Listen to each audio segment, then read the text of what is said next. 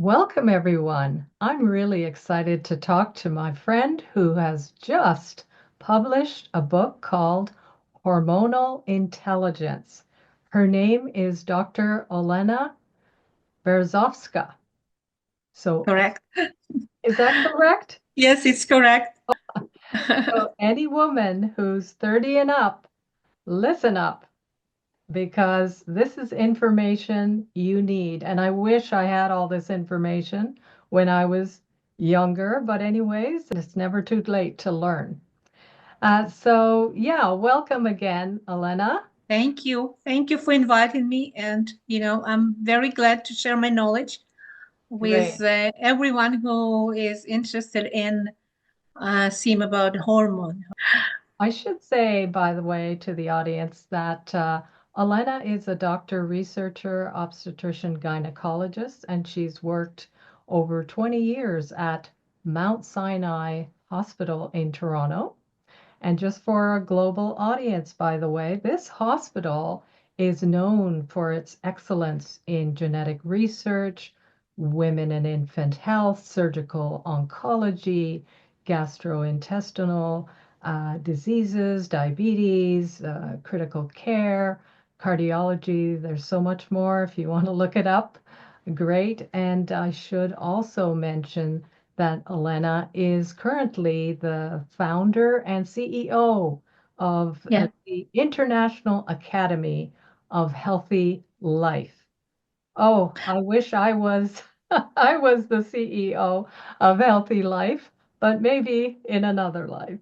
Thank you very much. But, I disagree with you because you are CEO of your own health. So healthy life, it's actually your choice. So you could be a CEO of healthy life, right? Right, that's right. And in fact, we are all the CEO of our health, really, Mm-hmm. aren't we? Yeah, True. yeah. True.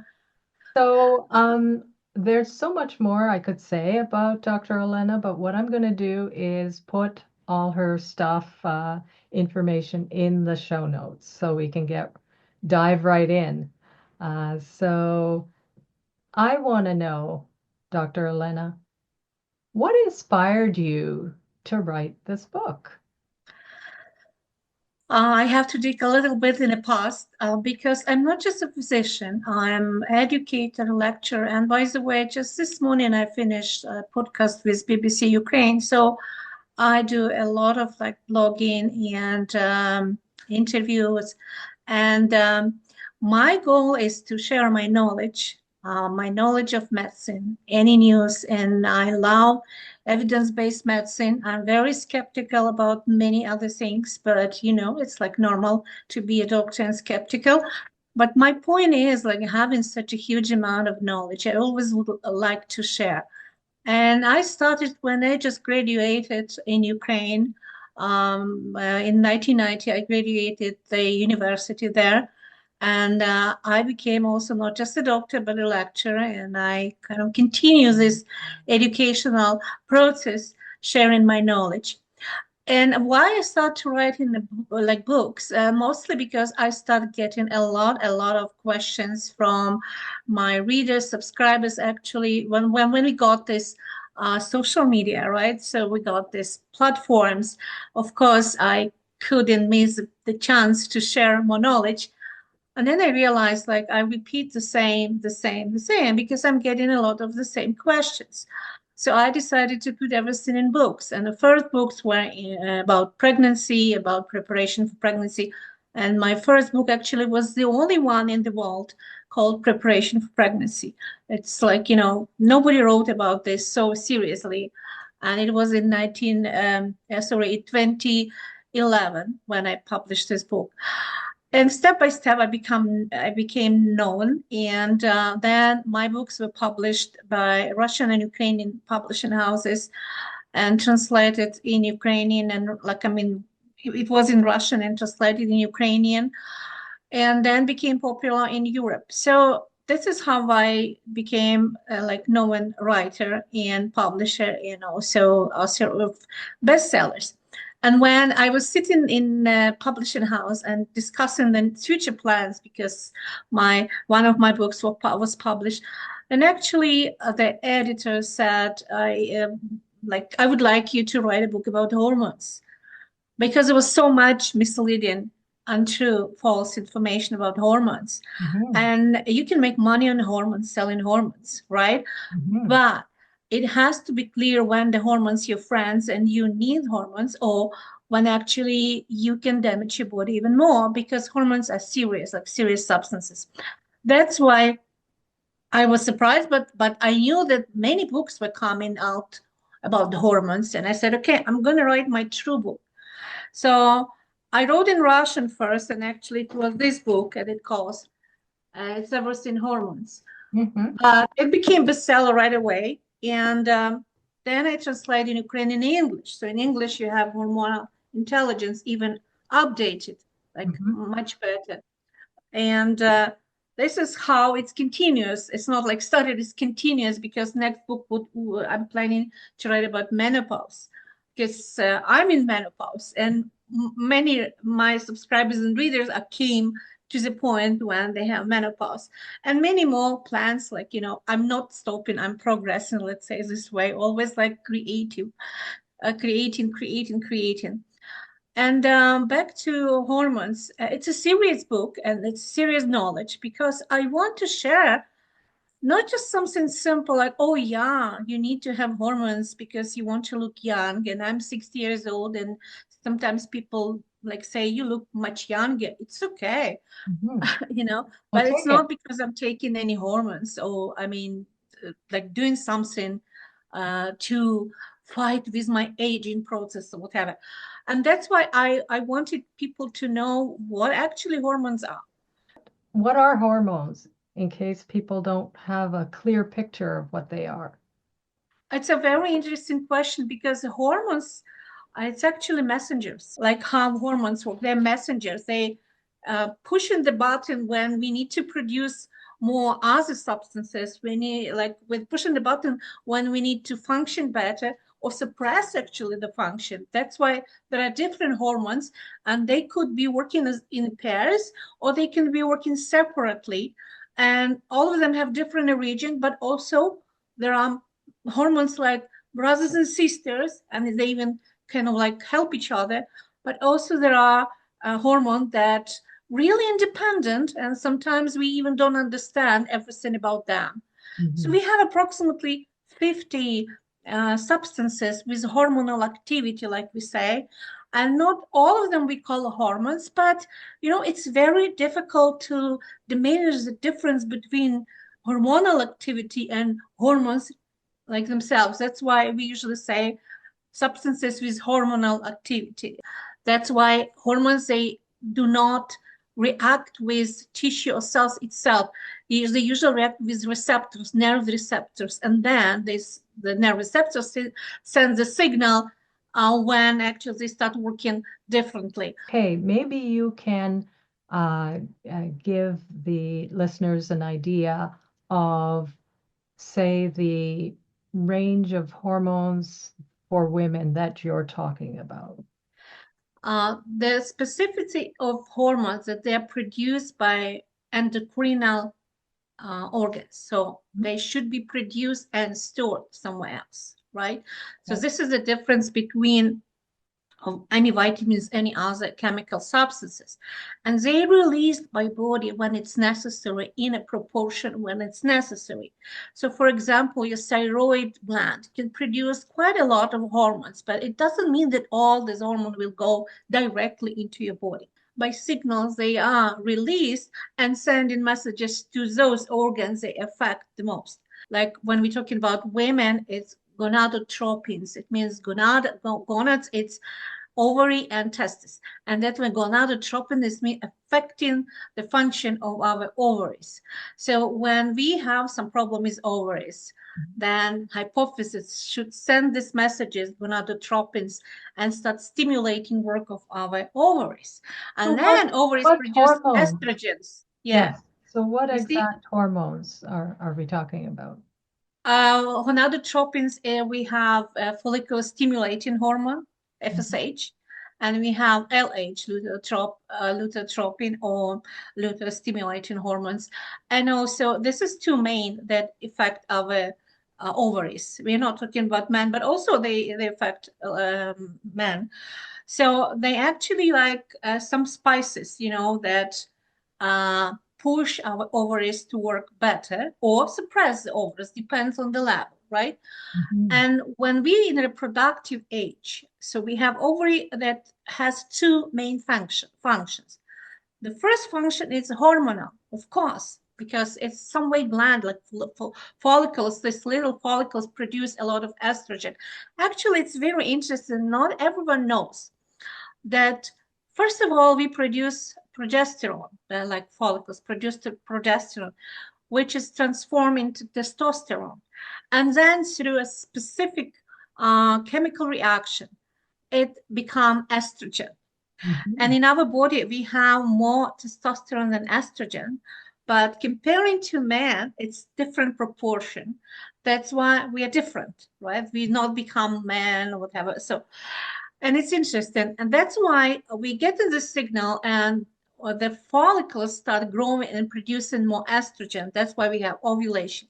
So the second function, it's reproduction because we have eggs there inside of these follicles. So two very important functions, they work together.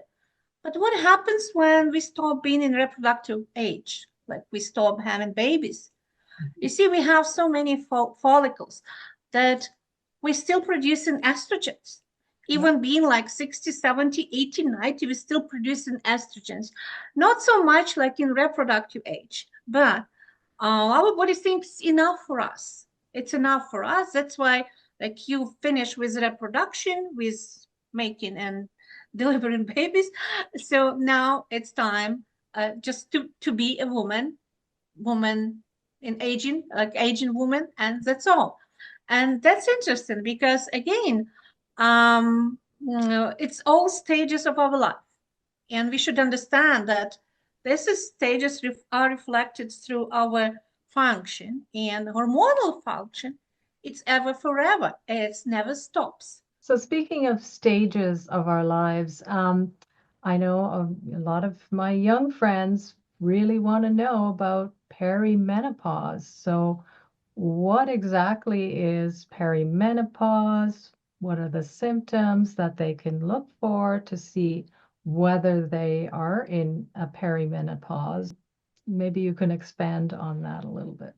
Uh, yes, and thank you. It's very interesting question. And when we talk about perimenopause, if you look medical definition, like in medical textbooks, it's usually they say it's 3 years before menopause. And menopause, it's a stopping period.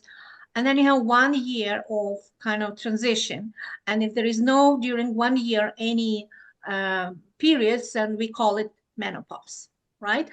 Mhm. But it's easy to say 3 years. Honestly speaking, it's not 3, it's much more. And we see the changes before, even like in 10 years before the menopause and how it started. Physiologically, we have only certain amount of eggs. We call it like egg reserves, or there are different names, but I mean, this is what was given by nature when we were conceived as women, as girls. Mhm. And fortunately, unfortunately, this reserve of eggs is diminishing all the time. And we have different ways of speed, like, very fast destruction of eggs and then slow destruction of eggs. So the last wave of fast destruction, it's 38, 39 years. That's why when women want to have baby after 40, they have like they can have some challenges, and that's why usually this reproductive medicine um, start helping these women. But this is the age when we have the last wave of fast death, fast destruction of eggs. But again, it's not all of them like that. We What have approximately.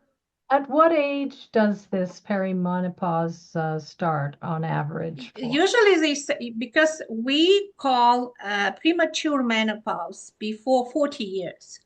So usually by 40, we start having a slow transition into menopause.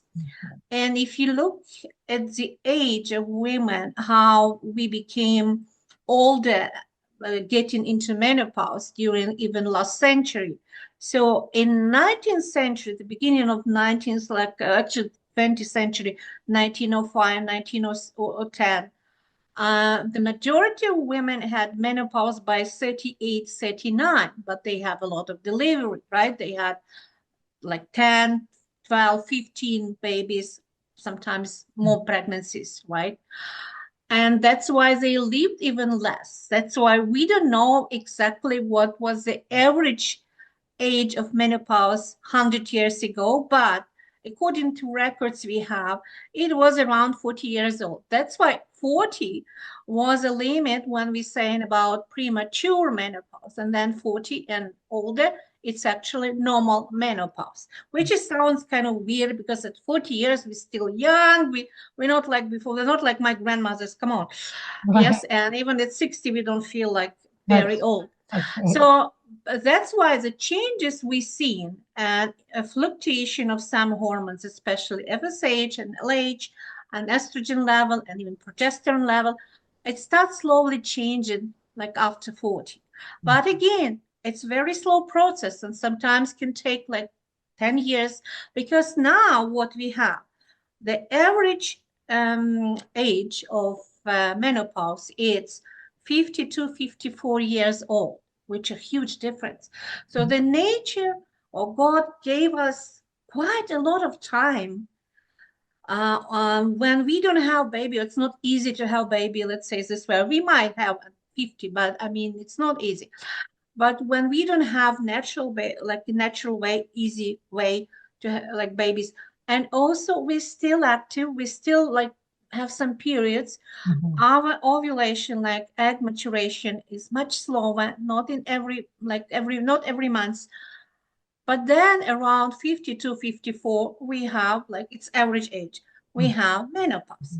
Mhm. And there are So two scenarios. before we get into menopause, I was just wondering what are the symptoms of perimenopause? What can women Yes, we're expect? going to discuss it. Yeah. Because there are two scenarios how the menopause comes. Okay. Number one, the most popular, not popular, but I mean the most common, let's say this way, when we start having irregular periods. First, it's like, just once or twice per year, then it's more often. And sometimes it's like 2, 3 months, no periods, and then again and again. So this is kind of like game. So in most cases, women go through this period, through this scenario. And a small amount, because it's like, step by step process of age. But there are a lot of women that actually go in a way like, okay, regular, go, stop, that's it, nothing else. Mhm. This has happened too, which is normal too. So we cannot say that this is more normal, this is less normal. No, this is like both scenarios are normal. Sure. But when you start having these irregular periods, it means, yeah, you're going through some stages. That's why you can check your level of FSH and LH, and then they could be rising step by step, not like rapid, but you could see they stop, right? They start rising up and up and up. This tells us that we going through perimenopause. Mhm. Also, we might have some symptoms, not very severe, not like during menopause, but some hot flashes. Yeah, we might start having some hot flashes, especially at night. Not at daytime, but usually at night. We might have some kind of feelings that something dry, that we have less actually discharge, vaginal discharge. So it kind of okay. Before it was like a lot, now it less and less. And we might have migraines, we might have more sensitive. We start having high blood pressure start rising, especially just before the periods. What is interesting, just before periods, and during the months, nothing serious happen.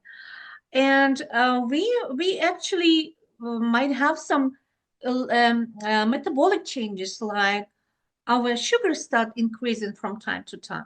We might gain some weight slowly, but we active, but we found like our weight is kind of like coming from nowhere, right?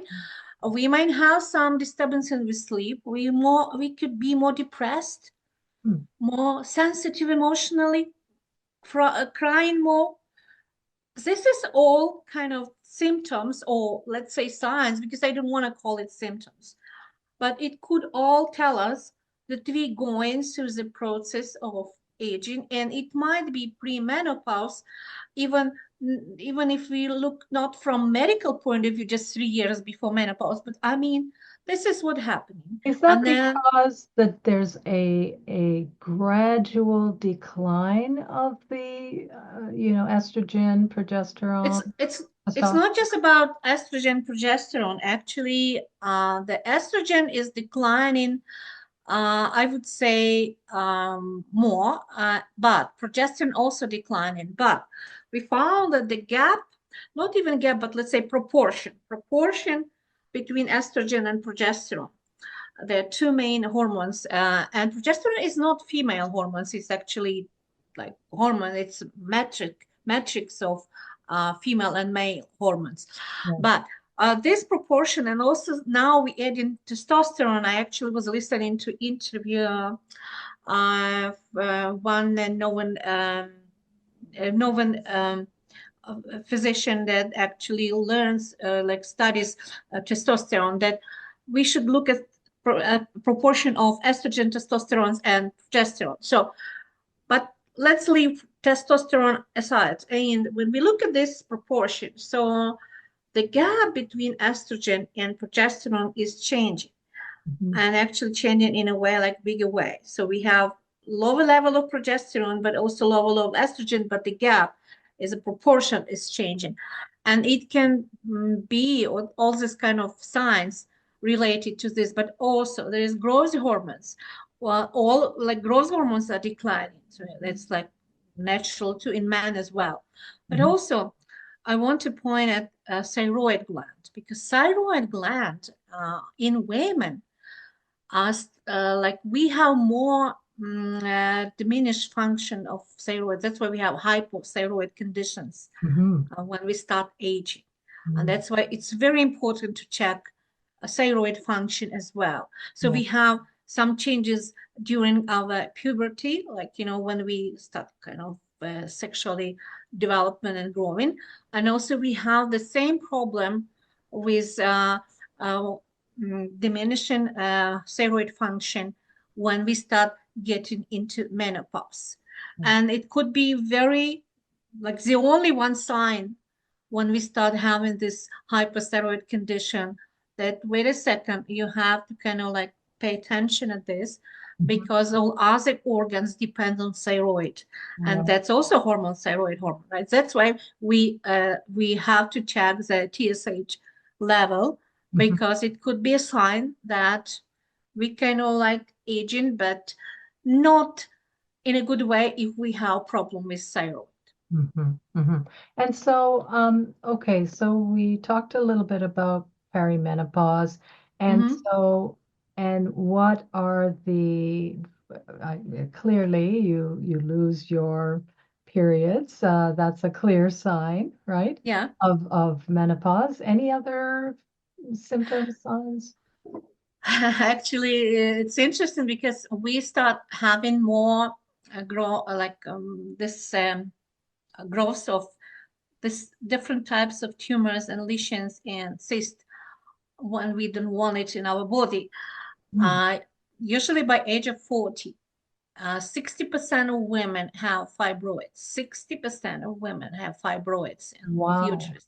And why? Why is Because we got more this fibrotic processes, like, it's kind of the process of aging. We lose some water from our tissues, we get more sclerotic changes, Mhm. etc. And we don't know actually the reason when fibroids start growing, but yes, before 40 everything was fine. But what actually is good, that in most cases, 90%, maybe even more, these fibroids would not affect our body, like not like giving us any bleeding or some Okay. kind of pain. Usually they grow very slowly, which is okay. But it also shows that we age and like our uterus is aging as well. Mhm. Also, we start getting different types of cyst of ovaries, which is like, a little bit scary because we start having more borderline tumors, like borderline cells. What does it mean? That it's between cancer and between normal, we have to differentiate. And it's not easy to differentiate just by ultrasound or MRI or CT scan. That's why, again, if we find something in this period, then we can follow up for a while, like see the speed of growth, the structure, and many other signs. And of course, we scared that with age the level of cancer is growing as well. That's Mhm. why we going through more checkups. We check in, and it could be also in breast. Everywhere we start having some kind of like lesions, tumors, or cyst. Okay. In most cases, it's benign, nothing to worry. But again, it shows us that we are going in the direction of like age, not like staying young forever. And again, it's because of the hormonal shifts that Yes, occur. we got more hormonal shifts because of other processes. And the thing is, we still don't know why all these things start growing. We don't know sometimes the genes. Yeah, I agree. Like, there are families when they have fibroids, like in the families, but in most cases, there is no family history. And that's actually is interesting because if we would know the reason, probably we would know prevention. But we don't have any prevention except follow up and checking up. Like, this is Yeah. what we do. That's why we have all these breast cancer programs. And we have to check because we don't know if it's okay or if it's not okay. Mhm. Right. But Mhm. women, they should be ready that with age, we probably have to visit doctors more often than when we're young and busy with kids and everything. Again, there's nothing wrong. People live till 80, till 90 now, which is like good. Yeah. But what I would like to say also that our perception of our aging process, it's all here. Mhm. And white women, Caucasian women, maybe because some psychological point of view of our age, we scare more. We kind of like react very aggressive. We have more fears comparing to other women. Mhm. And that's why we have more problems in a way, like some symptoms, like even hot flush, depends on our psychology, how we react. And Mhm. that's why we still don't have the universal medication. Universal, it means good for every menopausal symptom that can give us a break and we're going to be happy. But comparing to my kind of analysis, I was watching and follow up many women, right? Even among friends and relatives and Sure. people I know.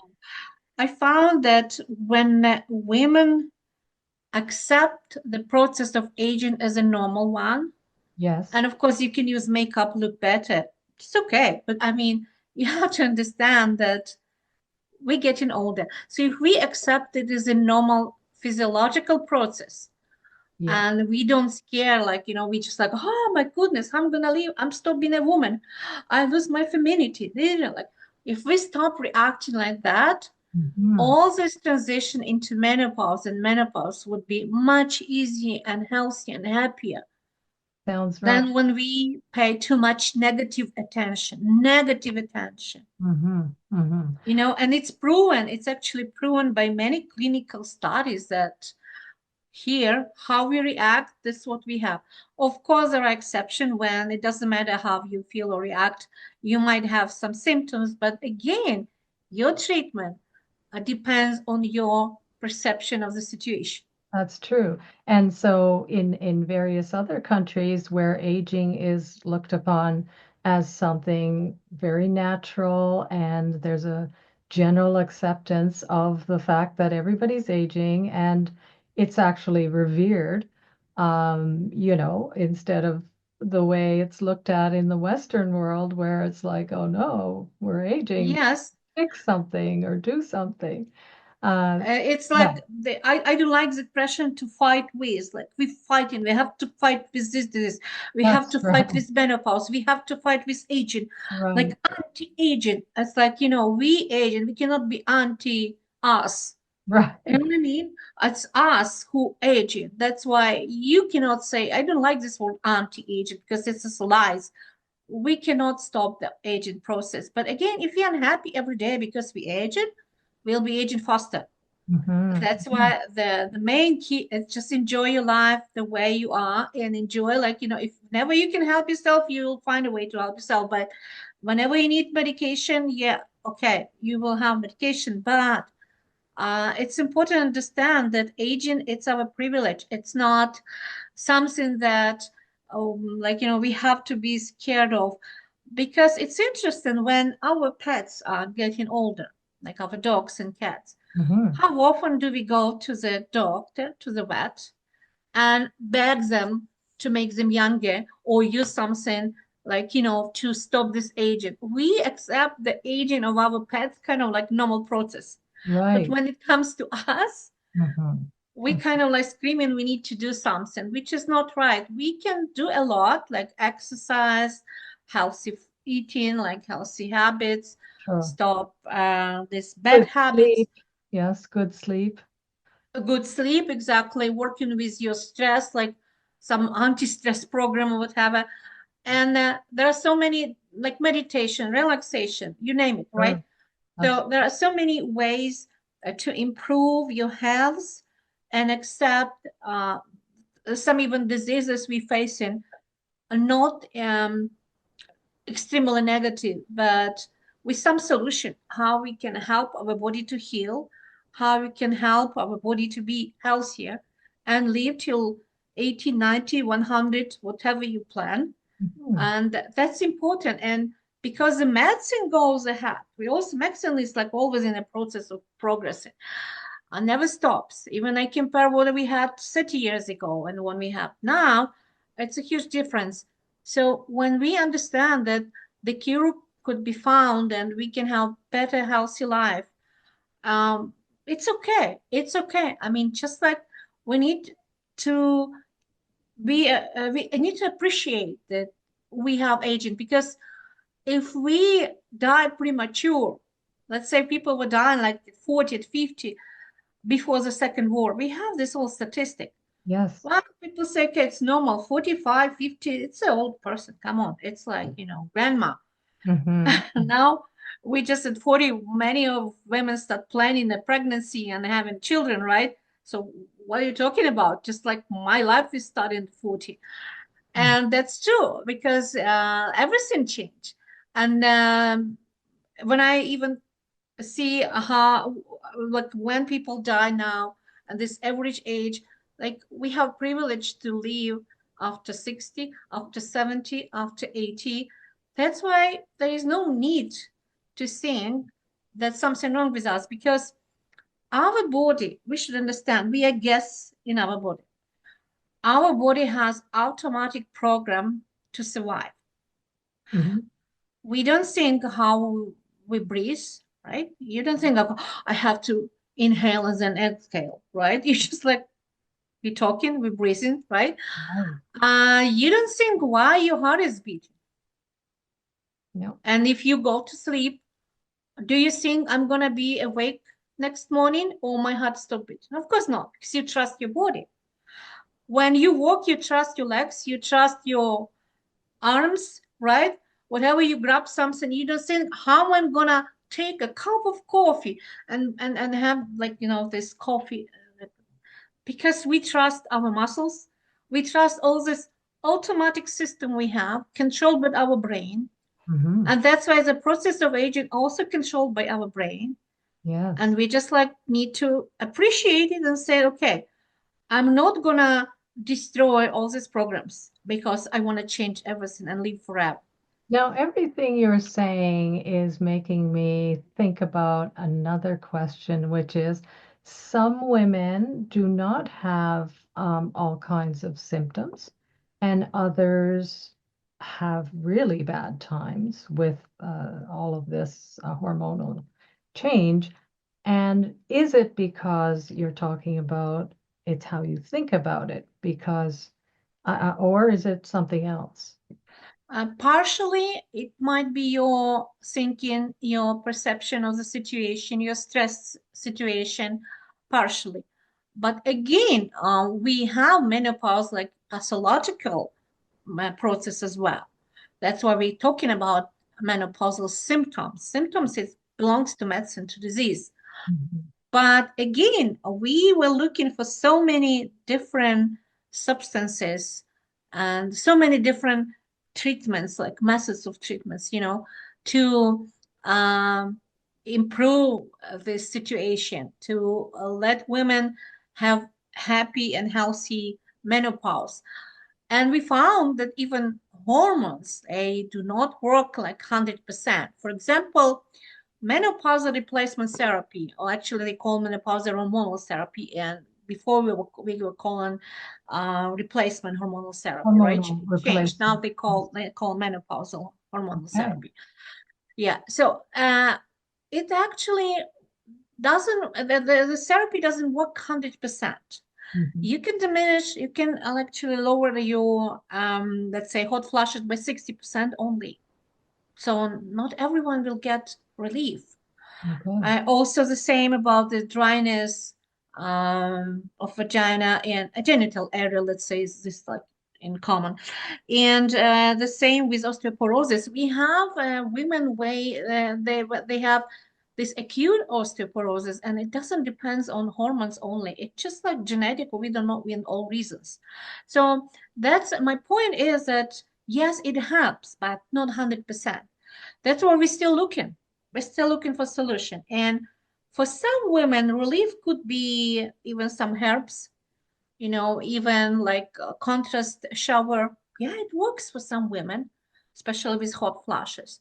It could be exercise, it could be meditation, it could be many other um uh, like healing, like well, I'll say alternative therapies, Mhm. and it works too. So we Why? cannot say it doesn't work. It So works. by So alternative, do you mean you're talking about herbs, you're talking about yeah, some other thing? soya products. Yeah, for some we have some data that it's like we have kind of data. Some studies shows it works, but not so strong. But another so it doesn't work. But again, I think it's a complex. You cannot take a pill and expect that this is help me when your brain feel full of fear and all this conversation how bad it is to be old and you aging and what happened next. I have a very good expression, like I say usually. So we live in a pain of past. Oh, I would do this way. No, I could do it other way. And we live in a fear of future. What's gonna happen? What if this happen? What if that happen? You know what I mean? Yes. But we need to live in the present. In the present, it doesn't matter how present it is, but this is where we live. And it means we can make plans. We can actually have dreams, which is okay to plan, but not in negative way. Because there's what's the point to live if you always have a fear? There's Right. no point to live if you have a fear. When Mhm. I'm gonna die? What's gonna happen? You know, it's very important to trust your body. And also I was reading very into like I have education in psychology as well, and I was reading some books on psychology, and there was very interesting definition of like next in well next what is next. So our body works in a next in program, like texting, that's next in, right? Because when we breathe, like inhale, this is next. If we inhale, then exhale, inhale, exhale. So next, right, the same. If it's time to rest and have sleep, what is next? Next is morning. Morning we wake up.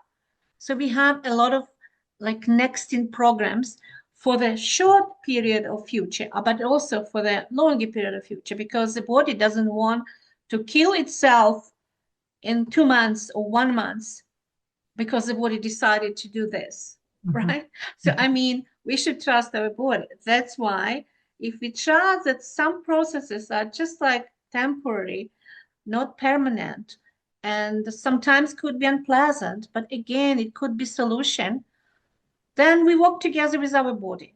And so yeah, I'm a really holistic person, even if I'm skeptical doctor that checks all this evidence-based medicine, Yes, but I never see the body separated by organs, right. and I never teach anyone to separate like your give priority to your reproductive system, to your ovaries, whatever, because you're a woman, you have such a complex structure. Yes, and it's all linked. Everything is related. Everything is linked. When you're unhappy, your skin is not irritating, not radiating the joy, right? You very kind of look like okay, right? Even I sometimes I'm experience like I do some experiments like when I tell people when you walk and see your reflection in a mirror or in a glass, like in a glass, right? Check yourself, like just glance, make a glance, and then what you see, if you like unhappy, you're going like this, and Mm. then you just, oh, it's me, and you start kind of changing the posture because you don't like yourself like this. So this is shows us how we look and how people see us.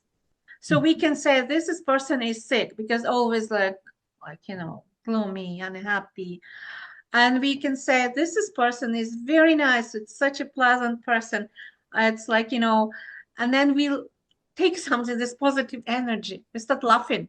It's quite And interesting because I recall going through perimenopause and menopause, and I don't remember any of those symptoms because I was clueless about what was going to happen. I didn't know. I was living in the present, and in the present, all was well. So, I got through it without feeling a whole bunch of symptoms. But I also know that I have friends who did not have that experience. They went through it's true, this the really same with difficult. me, the same with me. I had no symptoms, I was just like happy, lucky, whatever. I would just like it stopped, and then I was expecting something, I mean in some way, but nothing happened. So But maybe is that because psychology? Is it that I'm quite psychology? positive person. I'm always support other people. That's why, like, even as a doctor, I cannot be negative person. Come on, who wants to talk to a person and get some advices? If you're kind of negative, you should share like not just the knowledge but energy, positive energy, Mhm. and you have to be the example of what you telling people and how you react, and like we all like get sick, we all have some problem, but my point is like you have to deal with that and never Yes. project towards other and assume negative. Mhm. And it's true that when it's happened, but yes, for example, I had a friend, and she had a very bad symptoms, she very bad symptoms, like hot flashes, especially hot flashes, but she had very low weight, underweight. She was underweight dramatically. Mhm. She was heavy smoking and smoking. She was always in stress. Like she was gonna probably 5, 6, 7 cups of coffee per day, and Wow. always like. So what do you expect to have? Right. Right. And then she got this hormonal pills, and for her weight, it was too much because all pills are made for 70 kilos of weight. And Okay. if she was 40 or 45, for her, all this, like, dosage was too much. Too much. Then, yes. And then she was angry about these pills. And then this and this and that. And one day we had a conversation. I said, what do you expect, like, from your doctor or from these pills if you constantly contradicting yourself in all this like negative experience, negative emotions, everything like bad, everything around bad. And then she had the house, like paid mortgage. She was like stable, I would say, financially. So what's the problem? Mm. Mhm. We start talking. I said, there are so many people around that they envy you because you have much better um, circumstances. then you don't need to be so negative. Why Hmm. you smoke? Why do you smoke? It's actually, you cannot smoke and have hormonal therapy. It's like contraindicated. That's And true. also she likes some wine. And I said, you probably have to cut off your wine. You have kind of like start meditating. You have to gain some weight if you just a little bit, but probably like start working, get some muscles, not just fat, but muscles, right? Yes. So we were talking and talking, and then probably after a year and a half, I guess, of this kind of negativity, of this hot flashes, then one day she was busy with her daughter. Something happened with her daughter, and then she switched her attention to her daughter's problem. Okay. And then we started talking. She said, "You know what? I forgot about my problem." Okay. You know what I mean? So it was all here. And then actually everything was fine. But I mean, now she's happy. Now she stopped taking any medication. These are very important things. I think you're right about, the issue of your mental attitude, the psychological landscape of people, and how that influences anything that you're going through. So I'm 100% with you on that. What about some people who are generally happy, but they are still going through all of these symptoms? Is that a physiological thing, or is there something? It's physiological thing. But again, Mhm. if you look at the recommendation guidelines, like made for doctors, let's say, medical practitioners, and you'll find out that the healthy lifestyle, it's even more important than a hormonal like prescription or whatever. Yeah, it's easy to say have these hormones and just leave me alone, Mhm. but many diseases, when you look even for guidelines for different types of hormonal diseases, endocrine diseases, it says we have to change our habits and our lifestyle. It means we need to check. Even me, like I during this winter time, I gained some weight. Then I found my sugar, not the pure sugar, but my glucuronic sugar actually start going up. Okay. Then my blood pressure is just kind of like jumping, and because I was sitting a lot winter, Hmm. Yeah. I was lazy. I was not lazy, I was working on my books here and there. And I must confess that I didn't follow everything like healthy. Mhm. Even Yuri, my husband, we had the same problem.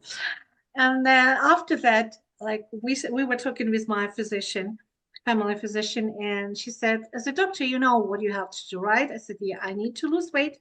I need to exercise more. I need to cut my carbohydrates like bread and this kind of sweet stuff, because we get used to have every day a cup of coffee with some kind of sweet stuff. We just Mhm. never did before. But and I said, yeah, I might have sweet stuff, but I don't want to have it every day. You know Right. what I mean? Right. And It then adds less up. coffee. So I start exercising, I start losing weight, and I see the difference. I see my like I much more easy to control blood pressure. I feel very good, I sleep better. So I just some efforts. And Mhm. it's true. That's why whenever we're talking about menopause, during menopause, there are a lot of metabolic changes, endocrinal changes, like hormonal changes. So we just cannot expect that we get this pill and it will solve all our problems. So That's right. we have to exercise more, and it's not necessary gym or some heavy lifting. No, no, no. You just walk like at least 30 minutes per day, Mhm. and don't count your steps. This is actually doesn't work. Before they said 10,000 steps per day. No, no, no. 5,000 even enough, 3,000 enough. Good. But it has to be productive. It has to become habit. Going every day, like every day. There's the fresh air. You got your ultraviolet rays, and you got your vitamin D. If you spend 20 minutes outside during like morning hours, having your palms open and face, you will get your day dosage like, of vitamin D, because it works, Mhm. it's proven. So Yes, again, absolutely. you need to eat healthy. I started eating more salads, like green salad, because I miss it. And, I said, less meat, more green salads, vegetables, fruits. And that's my point. So, okay, before I will take any medication, I need also to help my body to come into more healthy way of living. And you know And what? I totally agree with it. You can nip it in the bud. When things are just at that place where you're going into the unhealthy space, you can nip it in the bud. You have some control without getting onto medication. So, I mean, I had a similar thing happen where I had so much stress with, taking care of my mom and grief of my father and so on, that I wasn't taking care of myself. I was just running on empty, doing, doing, doing. And of course, my thyroid went off, which I yeah, never had that problem. I never had that problem. And yeah. the doctor said, "Well, what do you want to do?" And I said, "Let me see if I can bring it back." Mm-hmm. So I started meditating. I started doing all these things. I think I'll do a podcast on that. I did a whole bunch of things to change things up because I realized that, you know what? I'm doing too much. I It's need to true. calm down. I need to get away even, because everything felt like it depended on me. Anyway, so, Uh, and I was able to turn it around. the same family physician, like, she told me, he knows that I can give you pills to lower your sugar. Of course, we have this medication. Right? I can give you pills to lower your fats, like, this cholesterol level. This we prescribe it to many people. Mhm. I can give you some antidepressants if you have some issue, because I also lost very close friend, and unfortunately, like, because of cancer, so I went through months of adaptation to a new condition and dying and etc. and grieving. But my point is, like, yeah, she said I can give you a whole bunch of pills, Yep. but if you not change your perception of life, if you not start taking care of yourself, Yes. if you're not starting exercising and start losing weight in a normal, like, physiological way, of yourself, it doesn't work very well. Yep. It will damage your body also. True. Because she said, you're a doctor, side effects, that the pills, they sometimes they're necessary, but they also have a price. Sure. And I said, I agree. And that was, I said, give me 6 months. She said, give you 6 months. In 6 months, we will be checking all your blood tests, everything again. Mhm. But I said, okay, give me 6 months. I'll be working on my body. And actually, I keep in this promise. I working on my body. I exercising. I work with the dog. I meditating. I eat healthier food. Like, it's because I realize that I feel better when I do this. Yes, it takes time. It's because for me, it's not to create a new habit. No, because I was before quite like living this way, just like the time during some difficult periods, like I switched to other not very healthy Right. ways. Yeah, but my point is that even if some people say, it's you have to train yourself, you have to lift your one part from sofa and start working on exercise and whatever. It's true, and that's why my advice, it depends what you like. If you need a support, because some people like to work individually, just like one by one, Hmm. at home, or I don't know. But if you need a group support, if you need to be among people who want to change their life in a better way, then go to the gym and go over to some social group. I found there is wonderful social groups on Facebook. It's working groups, like through some conservation areas and parks everywhere. Oakville, Mississauga, like I found, like, you just go on, and I found, oh, I would like to join them. And they go for 2, 3 hours just walking in a forest or park. It's just amazing. And I said, okay, maybe you need someone with whom you can walk and talk and enjoy life. Right. So there are so many options to switch from this negativity or this kind of like look like stability, which is not stable, but then improve your all symptoms, improve your feelings, emotions, improve everything. Just working with your body. It takes time. It needs it requires discipline. I agree. But again, if you're not against yourself, just step by step, in 1 week, you feel differently and you will see the difference. And it's, oh my goodness, actually it's working. It's Right. working. I'm almost 70, actually, in a couple of months. 2 months or Yeah, so, well, I will be 70. And what do I need to know about hormones going forward? well, if you don't have any symptoms or diseases, like you have to check your thyroids, as you said, that you had some problem. So from time to time, you need to check your thyroids. Once a year, you have to do this test, right? Also, once a year, you can do other blood tests, like usually routine tests. That's why if you keep pulse on your tests, let's say this way, right? And then you shouldn't think about the hormones because you have enough hormones in your body to feel comfortable. Mhm. If you start having any symptoms of diseases like pain, fatigue, then you have to go to the doctor and then check yourself again, do some tests. Because in this age, in our age, I'm 60, right? And um, we like I usually joke when I wake up with some pain. I said, it says like our body says that it's still alive. We're alive. I mean, it's kind of good message that sometimes you can have some kind of stiffness or pain or whatever. It's normal. And the most important is not severe pain or not like that make you immobilized.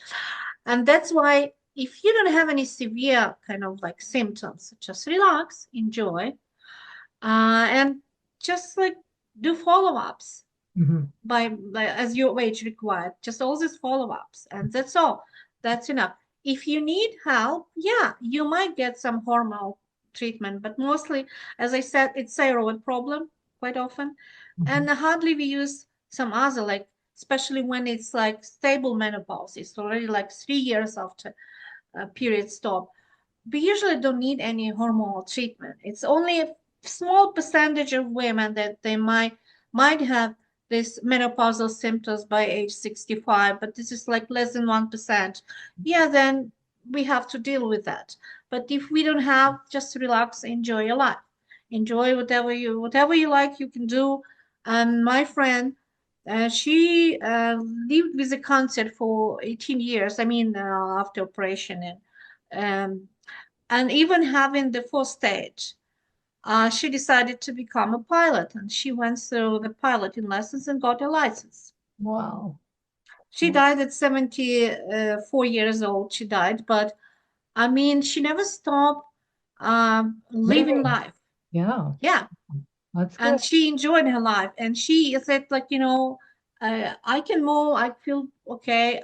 She was going through some chemotherapies, and she was better recovering. Then she was kind of like again acting. So, and it was everybody says, why do you need to fly? I mean, it's dangerous. No, she was actually flying here in Ontario, and they were flying to a beautiful island with a beautiful restaurant for pilots, and then she had a very nice dinner there, and she was so excited.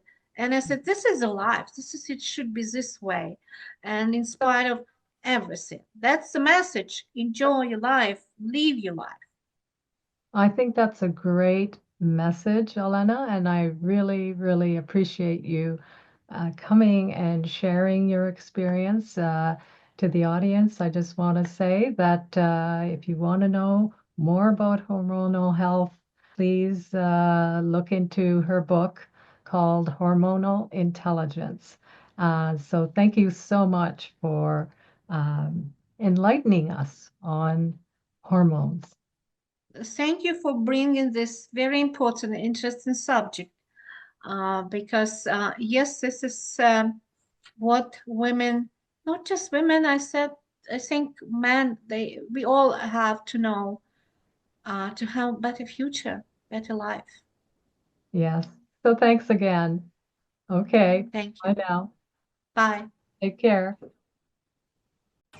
Thanks everyone for watching, and don't forget to smash that like button and subscribe.